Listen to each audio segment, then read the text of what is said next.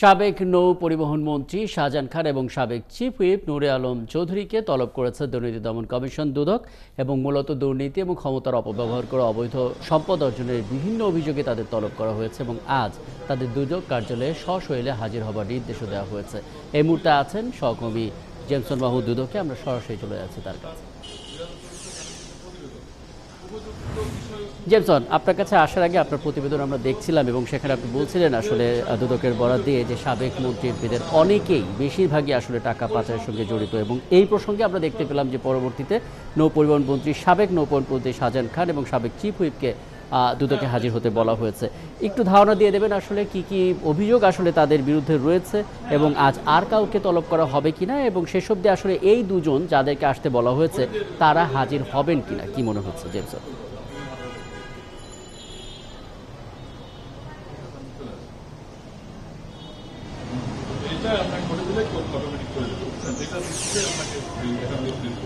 প্রথম কথা হচ্ছে যে আপনার যখন 5ই আগস্ট ছাত্র জনতার আন্দোলনের মুখে কিন্তু পদত্যাগ করেন হাসিনা সরকার এবং শেখ হাসিনা কিন্তু দেশ থেকে পালিয়ে যান এবং তার পরবর্তী সময়ে কিন্তু গা ঢাকা দেন তার ওই সময়ের যে প্রভাবশালী মন্ত্রী, আপনার যাদের কথা বলছিলেন আজকে, শাহজাহান খান, তিনি কিন্তু শ্রমিক নেতা এবং তিনি কিন্তু প্রভাবশালী একজন মন্ত্রী ছিলেন এবং আওয়ামী লীগের প্রভাবশালী একজন নেতা ছিলেন। তো উনিও কিন্তু গা ঢাকা দিয়েছেন এবং বলা হয় যে আপনার যে বিভিন্ন প্রতিবেদনে দেখা যাচ্ছে যে গত 15 বছরে মন্ত্রী এমপিদের কারো কারো আয় বেড়েছে আপনার 100 গুণ থেকে দেশ কয়েক হাজার গুণ পর্যন্ত তাদের সম্পদ বেড়েছে এবং এই সম্পদ কিন্তু যে তাদের যে দায়িত্ব ছিল সেই দায়িত্বে থাকা অবস্থায় এত সম্পদ মানে বৃদ্ধি পাওয়ার কোনো কারণ নেই যদি বৈধ উপায়ে তারা এই সম্পদ অর্জন করে থাকে। কিন্তু তারা যেহেতু অবৈধ পন্থায় এবং তাদের মূলত উৎস ছিল আপনার নিয়োগ বাণিজ্য, ঘুষ এবং বিভিন্ন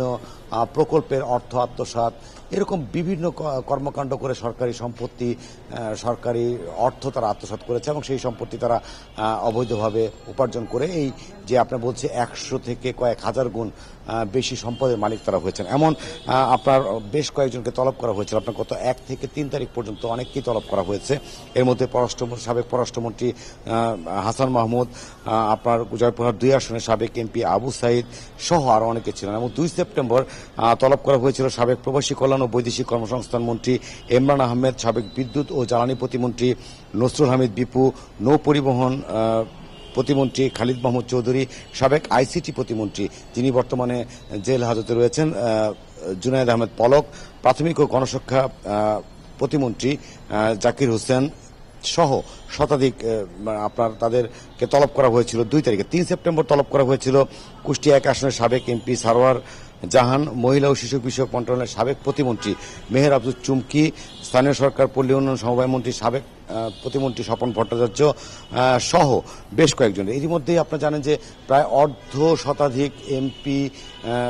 সাবেক সাংসদ, মন্ত্রী, প্রতিমন্ত্রীদের বিরুদ্ধে কিন্তু এরই মধ্যে অনুসন্ধান শুরু করেছে দুর্নীতি দমন কমিশন এবং অনুসন্ধান পর্যায়ে তাদের আসলে যে তথ্যগুলো দুদকের কাছে আসছে তাদের অবৈধ সম্পদের, সেই তথ্যগুলো যাচাই বাছাইয়ের জন্যই মূলত তাদেরকে তলব করা হয়েছে জিজ্ঞাসাবাদের জন্য এবং সেই তলবের চিঠিতে কিন্তু বলা হয়েছে যে যদি উনি এই যে সময়টা দেওয়া হয়েছে সেই সময় যদি তারা উপস্থিত হতে না পারেন তাহলে তাদের এই যে অভিযোগগুলো রয়েছে সেই অভিযোগের প্রেক্ষিতে তাদের কোনো বক্তব্য নেই, এটি ধরেই কিন্তু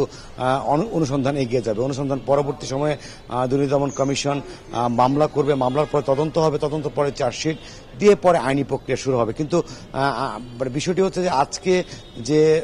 আসার কথা ছিল যাদেরকে, তারা কিন্তু আজকে এখন পর্যন্ত উপস্থিত হননি। কিন্তু আমরা দেখেছি যে 1/11 প্রেক্ষাপটের পরে যখন আপনার আজকে যে বিএনপি নেতাকর্মী তাদেরকে যখন ডাকা হয়েছিল তারাও কিন্তু দুর্নীতি দমন কমিশনে উপস্থিত হয়েছিলেন। কিন্তু যখন এই 5ই আগস্টের প্রেক্ষাপটের পরিবর্তিত প্রেক্ষাপটের সময় আমরা দেখছি যে সাবেক মন্ত্রী কিংবা সাবেক সাংসদ কিংবা প্রতিমন্ত্রী তাদের কাউকেই কিন্তু মানে খুঁজে পাওয়া যাচ্ছে না কিংবা তারা তলবের জবাব তারা চিঠিও পাচ্ছে না, কারণ তারা সবাই এখনই ইতিমধ্যে আসলে তারা হাজির হবে কিনা সেটাও এখনো নিশ্চিত নয়। নিশ্চয়ই আপনি আছেন জেমসন, অনেকগুলো তথ্য তো জানিয়ে দিলেন এবং আপনি খোঁজখবর রাখছেন, পরবর্তীতে প্রয়োজনে আবারও ফিরবো আপনার কাছে।